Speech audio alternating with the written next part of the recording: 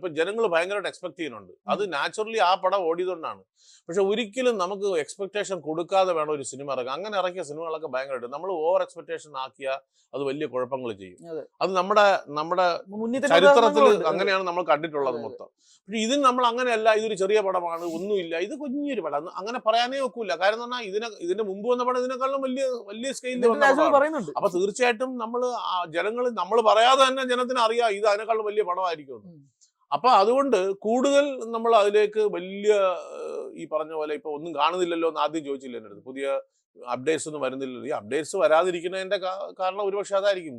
ജനത്തിന്റെ തലയിലേക്ക് ഇങ്ങനെ ഇതാണ് സംഭവം, ഇനി അങ്ങനെ വരണം ഇങ്ങനെ വരണം, പാറ്റൻ ടാങ്ക് കൊണ്ട് മറ്റേ ആന തലവത്തി മറിയണതുണ്ടെന്നൊക്കെ പറഞ്ഞ് മിസൈലുണ്ടെന്നൊക്കെ പറഞ്ഞ് ജനത്തിനെ അങ്ങ് ഒരു 9th ക്ലൗഡി കയറ്റുന്നതിന് പകരം സൈലന്റ് ആയിട്ട് ഇനി പോയിട്ട് റിലീസ് ചെയ്യാന്നുള്ളതായിരിക്കും ഒരു സ്ട്രാറ്റജി എന്ന് പറയുന്നത്. കാര്യം അങ്ങനെ കാര്യം തന്നെ ഈ ഓവർ എക്സ്പെക്ടേഷൻ വരുമ്പോഴുള്ള കുഴപ്പം അവരുടെ ഓരോരുത്തരുടെ മനസ്സിലുള്ള എക്സ്പെക്ടേഷൻ അനുസരിച്ച് ഒരു സാധനം വന്നില്ല എന്നുണ്ടെങ്കിൽ ഉടൻ തന്നെ ഒരു ബഹളം ഉണ്ടാക്കും, കൂവോ പ്രശ്നം ഉണ്ടാക്കും. ഓർമ്മ ഉണ്ടോ എനിക്കറിയില്ല, ലൂസിഫർ റിലീസ് ആവുന്നതിന് മുമ്പ് ഇതായിരുന്നു അവസ്ഥ. അതായത് ഒരു തരത്തിലും വലിയ എക്സ്പെക്ടേഷൻ ഒന്നും ഇല്ലാതെ ദിവസം കൊണ്ടാണ് മാറിയത്. അതെ, അത് അങ്ങനെ പറഞ്ഞു തന്നെയാണ്. ഒന്നും പറഞ്ഞ് പ്രത്യേകിച്ച് വലിയൊന്നും പറഞ്ഞില്ല.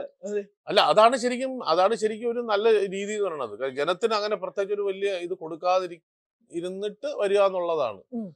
മനസ്സിലായില്ല. പക്ഷെ എന്നാലും നിങ്ങളെ പോലത്തെ ആൾക്കാർ മൈക്കും കൊണ്ടിറങ്ങി എല്ലായിടത്തും ചെന്ന് ചോദിച്ച് എന്താണ് സംഭവിക്കണമെന്ന് അറിഞ്ഞ് ചകഞ്ഞ് ചൊരണ്ടി എടുക്കുന്ന പരിപാടി ചോദിക്കണമല്ലോ, സിനിമാക്കാരുള്ളിൽ ചോദിക്കാൻ പറ്റുള്ളൂ. അത് ഗുണം ചെയ്യുമല്ലോ എന്നുള്ളതൊക്കെ ഉള്ളൊരു വിഷയമല്ലേ അത്. അത് ശരിയാ. അല്ല, നന്നായിരിക്കട്ടെ, അതിന് പ്രാർത്ഥിക്കാം.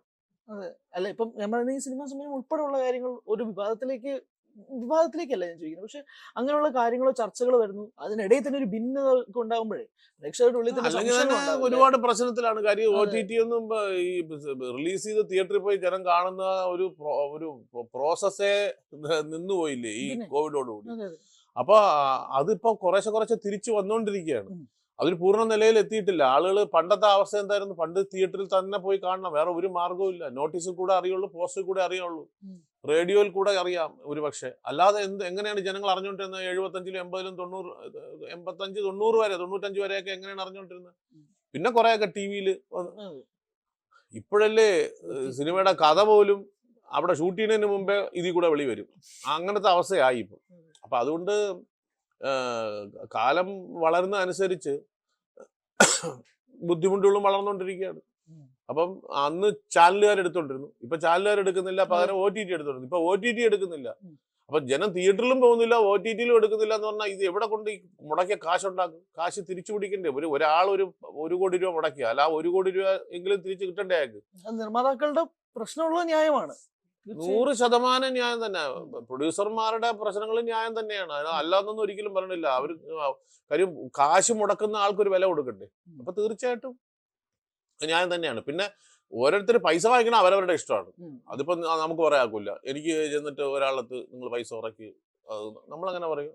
നമ്മളത് ഞാനും അഭിനേതാവാണ്, ഞാനൊരു പ്രൊഡ്യൂസറല്ല. ഞാൻ പ്രൊഡ്യൂസർ ആണെങ്കിൽ എനിക്ക് ഇപ്പൊ നിങ്ങൾ പ്രൊഡ്യൂസ് ചെയ്യണമെന്ന് അഭിനയിക്കുകയാണെങ്കിൽ നിങ്ങളിത് പറയാം, എന്റെ ഈ പടത്തിൽ കുറച്ച് പൈസ കുറച്ച് വാങ്ങിക്കണം എന്ന് പറയാം.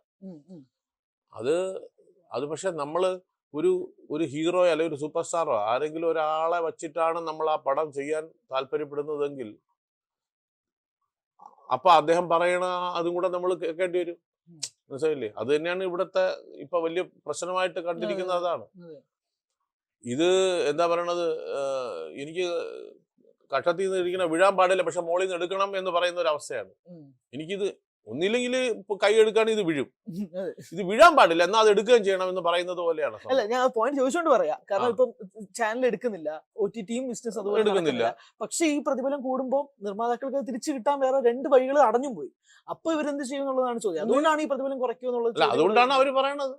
കാര്യം ഇതേ പ്രൊഡ്യൂസർ തന്നെ പിന്നീട് ചെന്ന് ഈ അവരുടെ അസോസിയേഷനിൽ ചെന്ന് കരയുകയാണ്, ജീവിക്കാൻ മതി ഗതിയില്ല എന്ന് പറഞ്ഞിട്ട്.